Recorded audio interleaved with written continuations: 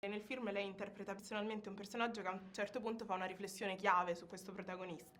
Affidare proprio a se stesso quel ruolo è stata una scelta simbolica, c'è un significato preciso dietro questa decisione? Certamente, volevo proprio metacinematograficamente mostrare che l'autore e il regista del film vuole raccontare anche le critiche, cioè io lo so che è un cortocircuito in quel momento nel film, arriva dopo un'ora in cui, come dici tu, potrebbe sembrare celebrativo, a un certo punto questo personaggio crea una specie di blockout.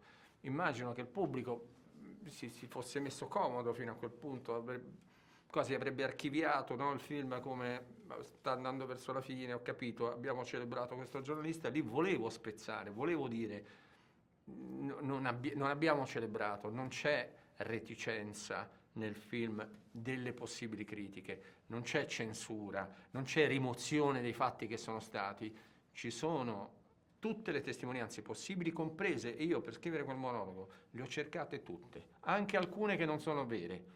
Quel famoso articolo dove lui diceva, pare, che inneggiava al fascismo ancora, in realtà c'è chi dice che l'hanno scritto dopo la sua morte alcuni di sinistra per dimostrare, perché poi effettivamente l'ho ricercato, questo articolo non c'è da nessuna parte. Ma lascia perdere, l'ho voluto mettere lo stesso, questa critica, proprio per bilanciare la cosa. È un film che vuole guardare in faccia la complessità delle cose, non vuole fare propaganda, vuole fare cinema. E Francesco, c'è stato un momento in cui ti sei chiesto come verrà percepito questo personaggio oggi? Sì, però anche lì non, nel senso, non c'era una paura di fondo, c'è una storia e dei fatti realmente accaduti. Il nostro lavoro ci insegna a sospendere il giudizio e a capire le motivazioni, i bisogni reali che c'erano alla base. Credo che spesso poi parlare sia molto molto semplice per quanto riguarda un'epoca e un'esperienza che noi non abbiamo fatto. Io ad esempio ho 29 anni, quei tempi lì non li ho vissuti, però ho studiato tanto per capirne il senso. E lì credo ci sia stato un livello di umanità molto alto, molto schietto, molto sincero, che oggi forse manca.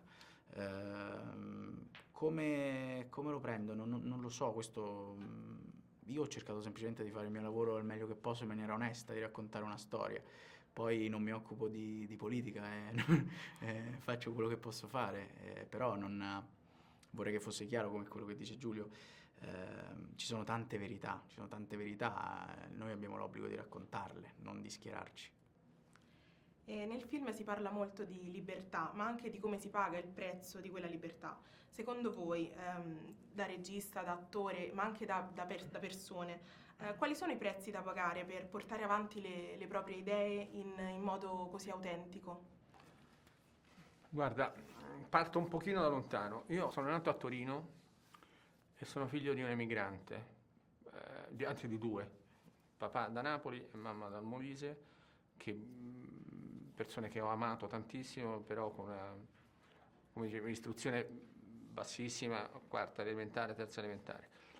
E mi hanno formato, ciò nonostante, con un principio fondamentale, soprattutto papà: nulla vale come la tua libertà. E questa cosa mi ha segnato, credo, per sempre. Quindi la metto spesso nei miei primi valori e la ricerco e mi ribello quando qualcuno cerca di togliermela. E libertà spesso vuol dire anche un pochino di coraggio. Anche in questa occasione io so di avere fatto qualcosa di pericoloso, anche per la mia carriera, perché no, ti sdrai facilmente dalla parte giusta, sono un autore mediamente ben considerato, ho rischiato una cosa, ma mi sembrava di mancare di rispetto alla mia libertà se non avessi accettato di fare un film che invece mi interessava fare. Grazie. Tu? La scelta stessa di fare parte di questo progetto parla di libertà, nel senso è dal punto di vista professionale.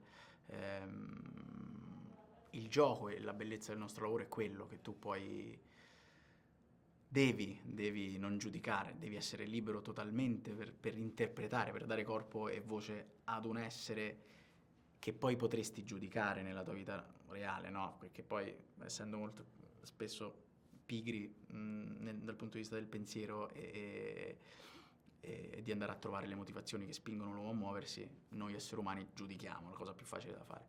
Il nostro lavoro ci insegna una cosa bellissima, di sospendere il giudizio, e quello è, credo, la prima forma di libertà, non tanto verso gli altri, ma verso noi stessi, cioè verso quello che tu puoi fare. Perché se mi fossi fasciato la testa, se avessi dato ascolto a pregiudizi, a paure, oggi non saremmo qui. Ma come tante altre cose che l'essere umano ha fatto di buono e di cattivo, però è fare, l'importante penso che sia fare a volte. Grazie, grazie mille. Grazie a A te. te.